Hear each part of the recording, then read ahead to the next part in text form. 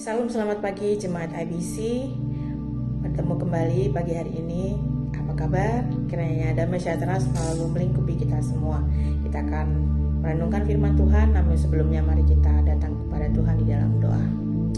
Tuhan yang penuh kasih, kami bersyukur kepada Tuhan atas penyertaan istirahat kami semalam ya Tuhan. Dan kami pagi ini boleh bangun dan menikmati hari yang baru. Tuhan yang baik, pagi ini kami akan merenungkan firman-Mu. Biarlah Roh Kudus memampukan kami mengerti apa yang akan kami dengar ya Tuhan. Dan kami boleh melakukannya dalam kehidupan kami sehari-hari ya Tuhan. Untuk melandasi kami menjalani hari ini Tuhan. Terima kasih ya Bapa, di dalam nama Tuhan Yesus kami berdoa. Amin. Dan sekali lagi shalom saudara-saudara yang dikasihi Tuhan. Hari ini kita akan merenungkan suatu kenyataan yang mungkin pernah kita atau kita sedang alami, doa yang belum dijawab. Dan kita akan mengambil tema pada pagi hari ini, ketika doa kita belum dijawab. Dan kita akan merenungkan firman Tuhan dari Mazmur pasal yang ke-13 ayat yang kedua dan ketiga. Beginilah firman Tuhan. Berapa lama lagi Tuhan Engkau lupakan aku terus menerus? Berapa lama lagi Engkau menyembunyikan wajah-Mu terhadap aku? Berapa lama lagi aku harus menaruh kekhawatiran dalam diriku dan bersedih hati sepanjang hari? Apakah kamu pernah berdoa untuk sesuatu atau berharap dan percaya tapi jawaban Tuhan terasa tidak kunjung datang? Mungkin ini doa untuk kesembuhan, pemulihan keluarga, pasangan hidup, pekerjaan, atau jalan keluar dari suatu masalah yang kita hadapi. Dan kamu mungkin bertanya, Tuhan, di mana Engkau? Mengapa Engkau diam tidak menjawab doa-doaku? Dan mari kita renungkan firman Tuhan yang melandasi hari ini di dalam Mazmur pasal yang 13 yang ditulis oleh seorang Daud, seorang yang dekat dengan Tuhan. Tapi bahkan Daud pernah merasa seolah-olah Tuhan diam dan meninggalkan Daud. Dia mengeluh, dia berkata, berapa lama lagi Tuhan? Bukan hanya sekali, tapi 4 kali dalam 2 ayat yang kita baca pagi hari ini menunjukkan ke dalam rasa frustasi dan sakit hatinya Daud di dalam hatinya.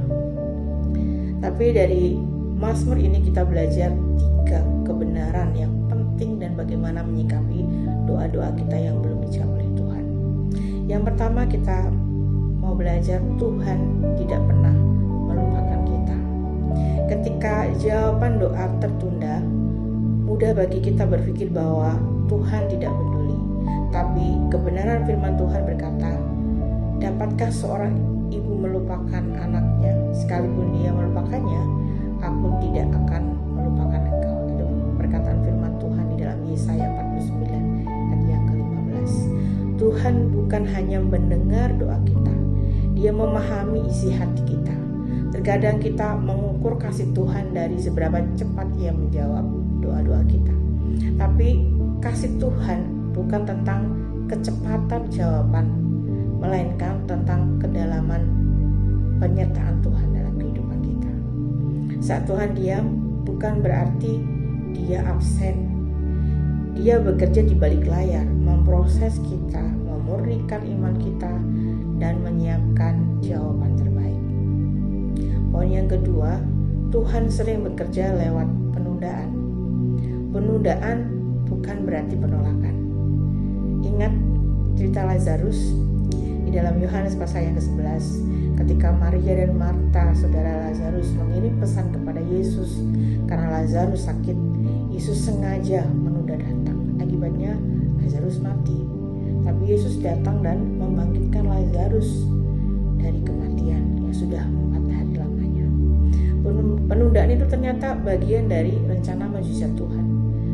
Tuhan kadang tidak menjawab doa kita dengan sesegera karena yang pertama mungkin Dia sedang membentuk karakter kita. Tuhan sedang memurnikan motivasi kita. Dia ingin mengajar kita bergantung penuh kepadanya. Dan Dia sedang mempersiapkan sesuatu yang lebih besar dari yang kita minta. Di dalam Yesaya 55 ayat yang ke-8 juga mengatakan, sebab rancanganku bukanlah rancanganmu dan jalanku bukanlah jalanmu. Poin yang ketiga yang kita mau belajar adalah iman tetap percaya di tengah ketidakpastian. Lihat bagaimana Mazmur yang pasal 13 ini dari ratapan Daud beralih kepada pujian dan kepercayaan Daud. Dalam Mazmur yang ke-13 ayat yang ke-6 juga mengatakan, tetapi aku kepada kasih setiamu aku percaya, hatiku bersorak-sorai karena penyelamatan. Ini adalah iman sejati, percaya walau belum melihat jawaban. Iman bukan menunggu segala menjadi jelas, tetapi setia meski dalam kabut. Yesus sendiri menunjukkan hal ini di Taman Getsemani. Dia berdoa, ya Bapakku, jikalau sekiranya mungkin biarlah cawan ini lalu daripadaku. Tapi kemudian ia berkata, tetapi janganlah seperti kehendakku, melainkan seperti Engkau kehendaki. Inilah puncak iman, menyerah kepada kehendak Allah, walau doa kita tidak dijawab seperti yang kita harapkan. Kita juga bisa melihat dari cerita Hana di dalam Samuel pasal 1 ayat yang pertama sampai selanjutnya. Dia mengatakan kalau kita membaca seorang wanita yang tidak mudah dalam kehidupannya, wanita yang tidak memiliki anak dan sudah lama menanti-nantikan anak. Dia diejek, dia ditolak, dia menderita, tapi dia tidak menyerah. Dia selalu berdoa. Dia terus datang ke hadapan Tuhan, bahkan saat tangisnya tak bersuara, dan pada waktunya Tuhan menjawab doanya, memberikan seorang anak, dan dia memberi namanya Samuel, anak yang dinantikan dan kelak menjadi nabi yang besar di bangsa Israel. Apa yang kita pelajari dari Hana di sini? Bahwa Tuhan tidak tergesa-gesa, tetapi tidak pernah terlambat. Jawabannya datang pada waktu yang tepat untuk kemuliaan namanya. Mari kita tanya dalam diri kita, apakah aku tetap beriman ketika doa-doaku belum dijawab Tuhan?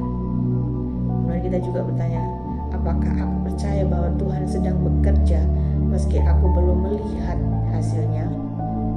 Apakah aku bisa berkata, Tuhan, jadilah kehendak-Mu, dan aku menerima dengan hati yang rela? Mari kita berdoa. Bapa yang penuh kasih, kami bersyukur Tuhan untuk pagi ini kami boleh merenungkan firman-Mu dari Mazmur pasal yang 13 ini Tuhan. Bagaimana kami menyikapi doa-doa kami yang kami naikkan kepadamu, dan mungkin saat ini Tuhan Engkau belum memberi jawaban pada setiap kami. Teguhkan hati kami Tuhan, kami percaya Tuhan Engkau bekerja di belakang layar untuk memberikan hal-hal yang indah buat setiap kami Tuhan. Dan kami percaya rancangan-Mu adalah rancangan damai sejahtera bagi setiap kami yang percaya kepada Engkau. Mampukan kami Tuhan terus beriman kepadamu, dan kami terus melangkah percaya bahwa rancangan-Mu indah bagi setiap kami ya Tuhan. Terima kasih ya Bapa, di dalam nama Tuhan Yesus kami berdoa. Amin. Demikianlah renungan kita